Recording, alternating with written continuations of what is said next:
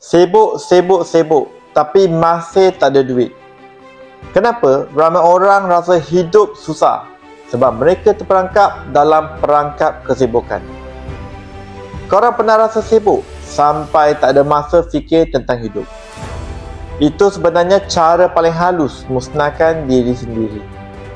Kalau asyik sibuk tapi tak pernah fikir strategi, korang akan terus jalan di tempat yang sama.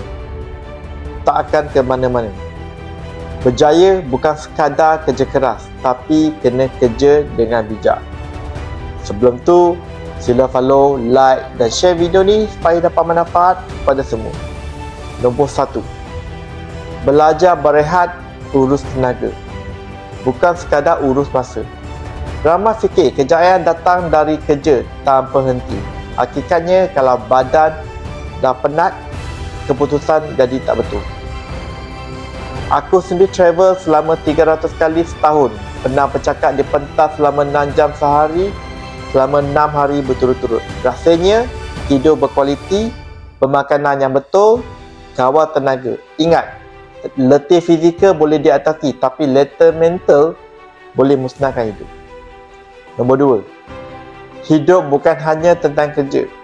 Ramai terlalu sibuk serta abaikan keluarga. Aku sendiri pun sibuk. Manapun, aku tetap telefon ibu bapa setiap malam selama 20 tahun. Itu sebab mereka rasa aku anak terbaik bukan sebab duit, tapi perhatian. Kalau kerja korang hilang keseimbangan, korang akan hilang lebih dari sekadar tenaga. Korang akan hilang kebahagiaan. Nombor 3. Berhenti sekejap dan fikir jalan yang betul. Ramai orang rajin tapi tetap tak kaya sebab rajin tanpa arah yang betul. Tak akan bawa ke mana-mana. Nak bawa duit, kenalah berada di trend yang betul.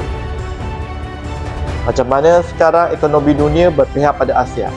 Siapa yang faham, dia memang sibuk. Bukan masalah. Adakah korang sibuk dengan cara yang betul?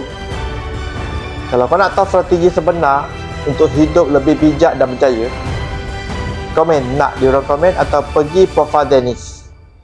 Klik link get offer, masukkan maklumat anda. Dennis akan hubungi anda dengan segera. Let's join Dennis.